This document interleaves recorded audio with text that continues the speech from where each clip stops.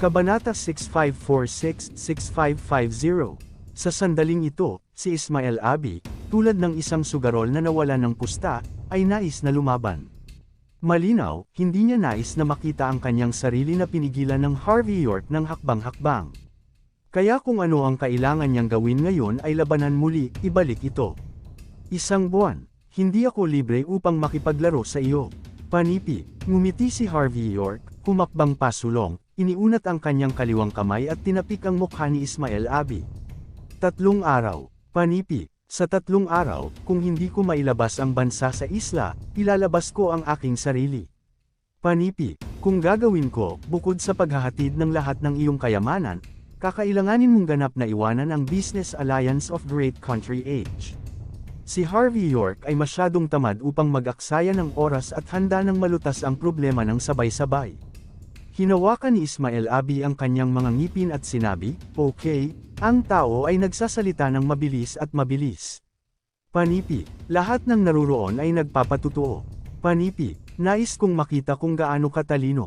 6 characters. Kalahating oras mamaya, sa isang semi-open office sa tuktok na palapag ng manor.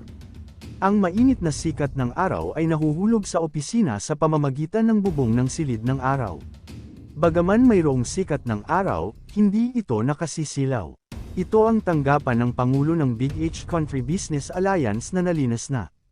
Hindi ito napakalaki, 100 square meters, ngunit matikas ito, at makikita mo ang mga bundok sa malayo. Matapos ibuhos ni Olivia Quillanlan si Harvey York ng isang tasa ng kape, siya ay nagbuntong hininga at sinabi, "Pangulong York, maswerteng dumating ka ng personal ngayon. Kung hindi man, kung biglang sumalakay ang matandang Master Abi, baka hindi ako kalaban."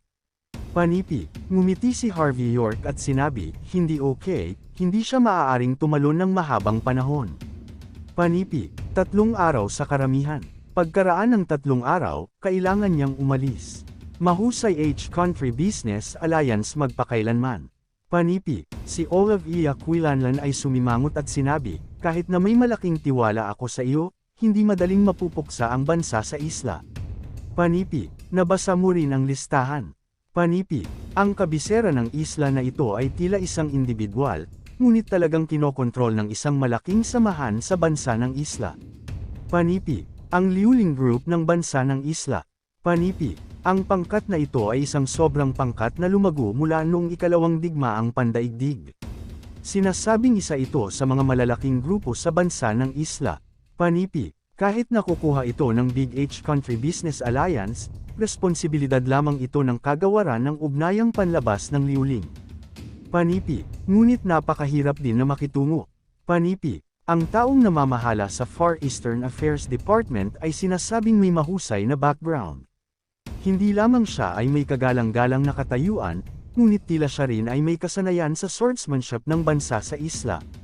Panipi, ang mga taong tulad nito ay napakahirap harapin. Natatakot ako na hindi ito magiging madali upang gawin siyang pagsusuka kung ano ang kinakain niya.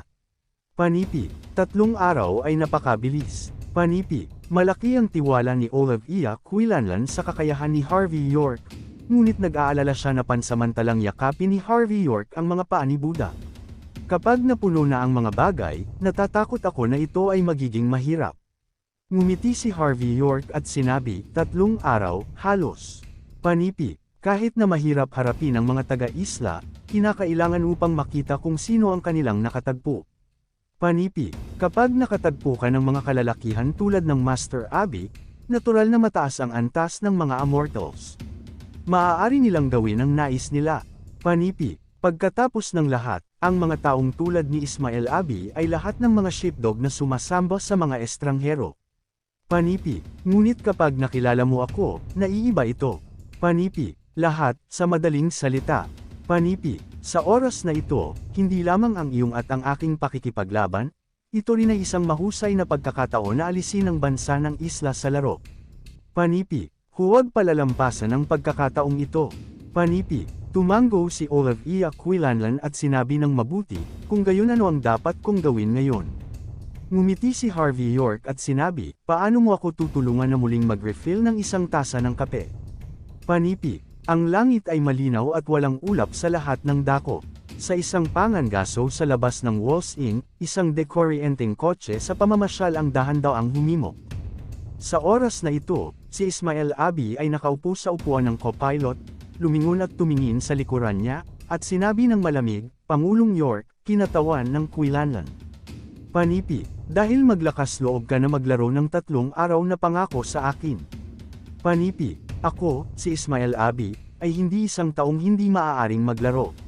Panipi, ang kinatawan ng Liuling Group ng Isla, Miss Ito Mizuki, gumawa ako ng appointment para sa iyo. Panipi, bibigyan ka ni Miss Ito Mizuki ng 10 minuto upang matugunan. Panipi, kung maaari mong kumbansihin si Miss Ito Mizuki sa loob ng 10 minuto upang hayaan ang Liuling Group na ganap na ibigay ang pagmamay-ari ng aming Big H Country Business Alliance, kung gayon ang matandang lalaki na ito ay mag-donate ng kanyang buong net halaga ngayon, mag-pack up at lumabas. Panipi, ngunit kung ikaw, Pangulo York, ay hindi malulutas ang problemang ito. Panipi, pasensya na, natatakot ako na maaari lamang akong magtanong. Ikaw, Pangulo York, na magbitiw sa magdamag. Panipi, matapos niyang magsalita, kumuha si Ismael Abi ng isang manipis na tabako at hininga ang usok ng usok kung saan ito sinindihan, na may ngiti sa kanyang mukha. Matapos ang pampublikong pagsusugal kagabi, hindi alam ni Ismael Abi kung ano ang gagawin sa pag-uwi niya. Sa kalagitnaan ng gabi, agad niyang tinawag si Harvey York at hiniling kay Ying na tulungan si Harvey York na gumawa ng appointment. Alam ni Harvey York sa kanyang mga daliri sa paa na ang Ismael Abi na ito ay maaaring magdulot ng problema. Gayunpaman, hindi niya pinigilan si Ismael Abi, ngunit hayaang makipag-ugnay si Ismael Abi kay Ito Mizuki. Gayunpaman, sa parehong oras na nakipag-ugnay si Ismael Abi kay Ito Mizuki, isang kopya ng impormasyon na personal na nakuha ni George Sable ay ipinadala din sa Harvey York. Ayon sa impormasyong ibinigay ni George Sable, si Mizuki ito ay talagang hindi nakakapagpabagabag. Ang mas nakakapagpabagabag ay ang bodyguard sa tabi ni Ito Mizuki. Huwag tumingin sa bodyguard, ngunit sa katunayan, 5 taon na siyang nasa Heijo, at halos siya ay naging alamat ng Heijo Dragon King. Ang Dragon King na ito ay isang miyembro ng pamilyang Thompson ng Walls Inn, at siya ang nakababatang kapatid ni Hector Thompson. Kailangan niyang iwanan ang Heijo bago dahil sa mga pagtatalo ng pamilya, at sa pamamagitan ng pagkakataon at kapalaran, gumawa siya ng isang malaking negosyo sa pamilya. Ngayon na siya ay lumitaw, maaari itong isaalang-alang ang pagbabalik ng Dragon King. Ayon sa impormasyong ibinigay ni George Sable, ang dahilan ng Dragon King na nakatago sa tabi ni Ito Mizuki bilang isang bodyguard ay upang makalapit kay Ito Mizuki, kinuha si Ito. Si Mizuki, at pagkatapos ay gumagamit ng enerhiya ng Liuling Group, opisyal na pumasok sa Walls Inn. Malinaw, ang Dragon King at wala siyang ibang layunin sa paglitaw sa Walls Inn sa oras na ito. Nais lamang niyang ipaalam sa lahat na ang lahat ng nawala sa kanya ay ibabalik ng kanyang sariling mga kamay. Nang makita ni Harvey York ang impormasyong ito, naalala niya ito ng mabuti, ngunit hindi niya naalala ang pakikinig tungkol sa gayong pagkatao noong siya ay nasa ibang bansa. Gayunpaman, mula sa isang punto ng data, ito ay isang henyo na nakakaalam kung paano maging mapagpasensya at medyo nakasisigla. Nakakalungkot na sa pagbabalik ng hari, gusto niya talagang gamitin ang enerhiya ng mga taga-isla. Mula sa puntong ito, masasabi lamang na ang Dragon King na ito ay isang tao na gumagawa ng lahat upang makamit ang kanyang mga layunin. Kaakibat ng ugnayan sa pagitan ni Hector Thompson, natatakot ako na ang Dragon King at siya ay nakatadhana na hindi kailanman mamatay kasama si Harvey York. Malaki ang naisip ni Harvey York, ngunit naisip ni Ismael Abi na natatakot siya. Sa sandaling ito, siya ay nanligaw at sinabi, "Harvey York, kung sa palagay mo hindi mo ito magagawa, hindi pa huli na aminin ito, upang hindi masampal sa lugar." Panipi, sinulyapan ni Harvey York si Ismael Abi, ngumiti ng kaunti at sinabi, "Salamat, Vice Presidente Abi, sa iyong pag-aalala." Panipi, ngunit naaawa na ang eksenang inaasahan mo ay nakatakdang hindi mangyayari. Panipi, kung ako ikaw, tatawag muna ako upang hilingin sa aking pamilya na maglipat ng ilang mga pag-aari o isang bagay. Panipi, hindi kapag nawalan ka ng pusta, mayroon ka talagang isang pares ng pantalon na naiwan. Panipi, malinaw na alam ni Ismael Abi. Sa sandaling ito, isang kakaibang kulay ang lumitaw sa kanyang mga mata, At siya ay nanligaw. Okay? Dahil si Pangulong York ay sobrang tiwala, nais ko si Pangulong York ang lahat ng pinakamahusay. Panipi, habang nakikipag-usap, hindi pinansin ni Ismael Abi si Harvey York, ngunit tahimik na kinuha ang kanyang cellphone at nagpadala ng isang mensahe. Ipinagmamalaki ni Ismael Abi sa oras na ito. Isa siya sa mga nakatagong kamay na sadyang naiwan ng ang isang nakatatanda mula sa Walls Inn ay naglakbay patungo sa Hejo. Maraming mga tao ang nag-iisip na ang kanyang background ay isa ring taga-isla. Sa katunayan, ang kanyang pinakamalaking taga-suporta ay ang Dragon King ng Hejo, na naglatag ng isang mahusay na pundasyon sa Hejo at bumalik bilang hari. Ayon sa pag-unawa ni Ismael Abi, ang Hejo Dragon King ay hindi lamang magkatugma sa mga mapagkukunan at lakas sa pananalapi, ngunit ang pinakamahalaga ay hindi rin magkatugma sa lakas ng labanan. Sa oras na ito, nais niyang manalo sa posisyon ng Pangulo ng Business Alliance of Great Country H, at pinlano din niyang alisin ang lahat ng mga hadlang para sa Dragon King upang makabalik siya bilang hari. Pagkatapos ng lahat, ang mga henerasyon ng mga hari ng Dragon ay madalas na kumilos ng mababang susi, palaging nagpaplano ng mga diskarte at nanalo ng libu-libong milya ang layo. Ang mga taong tulad ni Harvey York, gaano man kalakas ang mga ito, sa pananaw ni Ismael Abi, sila ay nakalaan upang lumuhad lamang sa harap ng Dragon King. Inisip ni Harvey York na target niya ang mga taga-isla sa oras na ito, ngunit marahil ay hindi niya mahulaan na siya ay nakalaan upang maging unang hakbang para sa pagbabalik ng Hejo Dragon King, di ba? Sa pag-iisip nito, naging nakakatawa ang ekspresyon ng mukha ni Ismael Abi. At maraming mga direktor na nakaupo din sa electric car ay puno din ng mga ngiti. Kasalukuyang kahulugan. Tulad ni Ismael Abi, lahat sila ay nagsasabuatan ng Buckhang Thompson, ang dragon na hari ng Hejo. Ngayon, ang Hejo Dragon King ay marahil ay gawin ito sa kanyang sarili. Pagkatapos ay nangangahulugan ito kahit gaano pa karami ang maaaring tumalon sa Harvey York, ang wakas ay mapapahamak. Sa parehong oras, Walls Inn, sa isang hiwalay na bakuran mula sa pamilyang Thompson.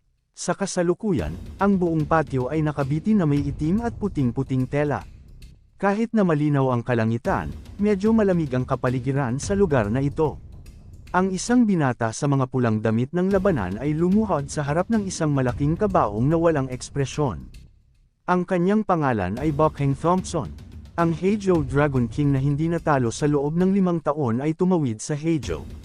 At sa likod ng Buckhang Thompson, mayroong isang tao sa mga damit na itim na labanan. Kung nakita siya ng mga tao mula sa Hejo Dark World, marahil ay natatakot sila sa kamatayan.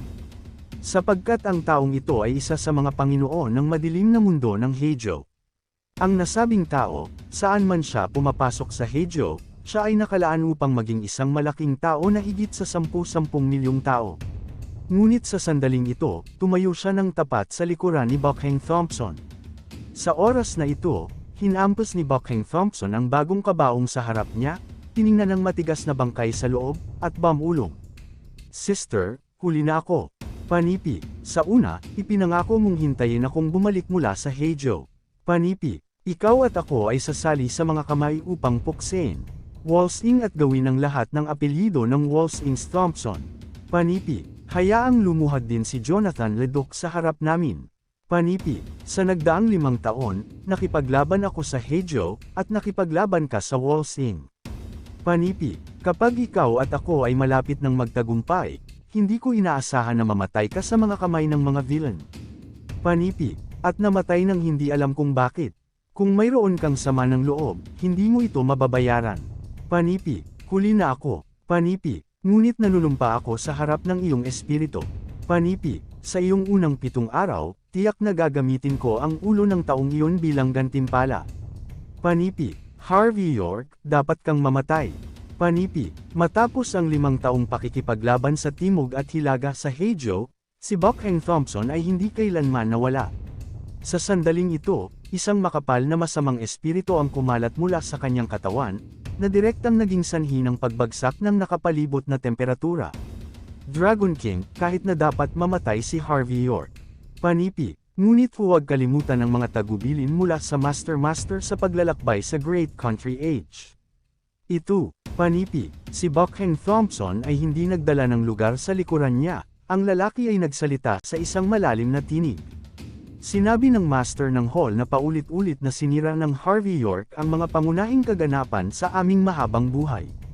Panipi, dahil ikaw ang Heijo Dragon King ng Longevity Hall, ang pagbabalik ng hari dito ay tiyak na hindi mapapahiya ang aming Longevity Hall.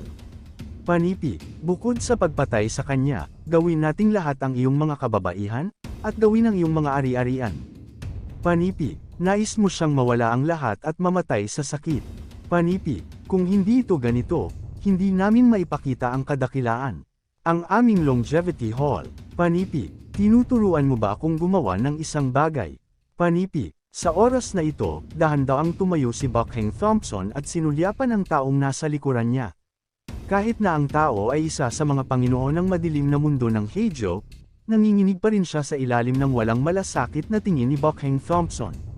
Hindi maglakas loob. Panipi, mabilis na ibinaba ng lalaki ang kanyang kamay. Ito ay lamang na ang Master ay may malaking pabor sa akin, at kailangan kong paalalahanan ang Dragon King. Panipi, huwag gumawa ng isang pagkakamali, at mawawala ang buong plato. Panipi, si Buckhang Thompson ay dumulas ng malamig, pagkatapos ay ilagay ang kanyang mga kamay sa likuran at lumakad sa isang barkong pandigma na nakapark sa tabi niya. Tayo, umalis at tingnan, ang taong ng ahas na gumawa ng problema sa hall. Long live, Pangulong Harvey York. Panipi, ipapaalam ko sa kanya, ang tinatawag na Hall of Longevity at hindi may bulid, at ang Dragon King ay hindi may insulto. Panipi, kung nilalabag mo ang aming pamilyang Thompson, mapaparusahan ka kahit na ikaw. Malayo. Panipi, ang electric car ay naglakbay sa kalsada ng bundok ng halos 1 oras, at sa wakas ay tumigil sa gilid ng isang artificial na damo. Ang lugar na ito ay puno ng primitive style at walang laman. Bagaman mayroong ilang mga villa na nakakalat sa paligid, lahat sila ay mga gusali na may estilo ng log. Sina Harvey York at Olive Quinlan ay lumabas mula sa kotse na naglulukso sa harap. Sa oras na ito, isang malaking piging ng apoy ang gaganapin, at ang mga taong dumalo sa piging na ito ay karaniwang mga tao mula sa itaas na mga klase. Ngunit kung titingnan mo ng mabuti, kahit na ang mga taong ito ay mula sa itaas na klase, kakaunti ang mga mahusay na bansa H.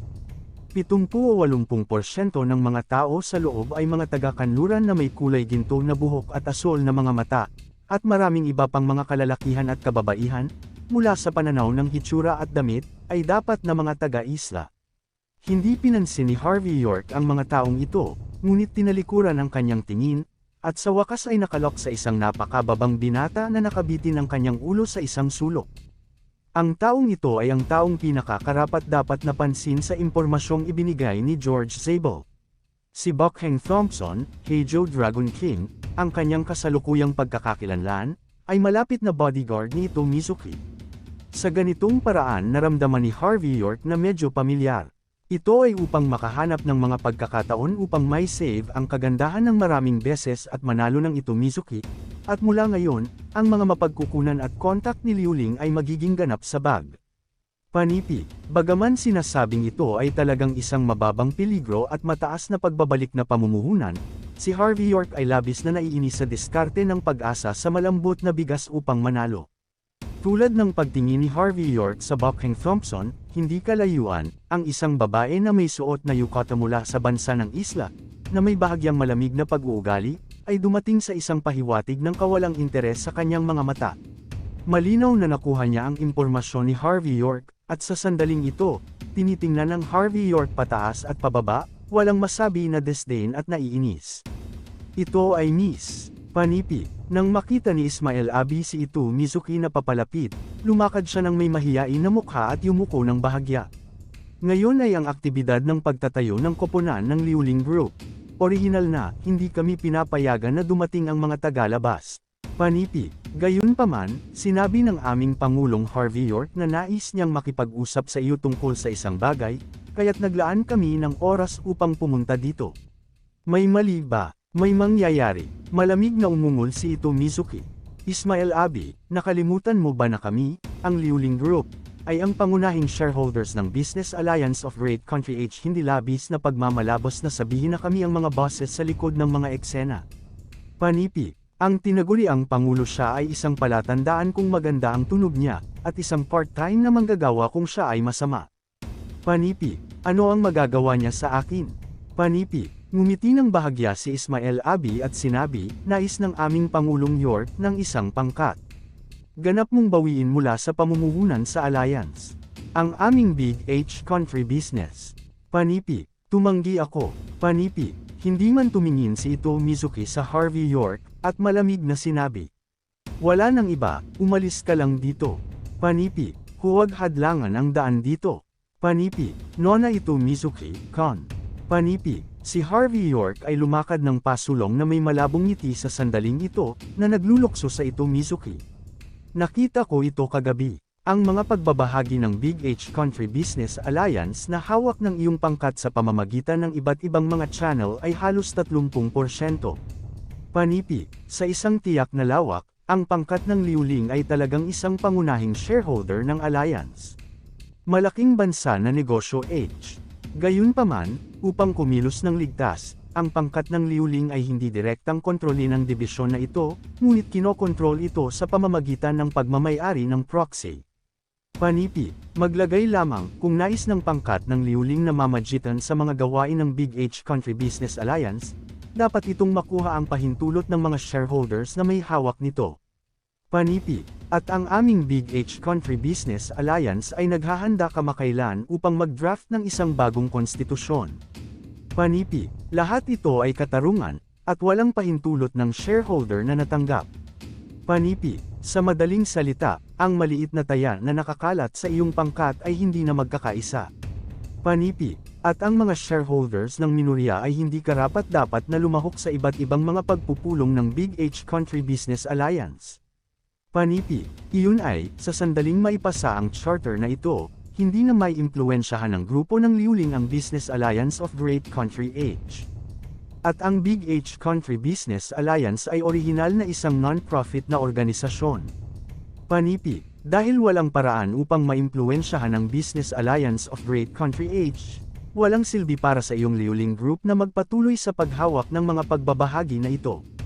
Panipi, mas mahusay na ilipat ang equity ng direkta sa akin ngayon. Panipi, kunin mo lang ang pera at umalis, paano ito? Panipi, binuksan ni Harvey York ang kanyang bibig sa kalooban, ngunit ang malamig na ngiti sa mukha ni Ito Mizuki ay nawala agad. Gumagamit si Harvey York ng isang plano sa pagpuksa.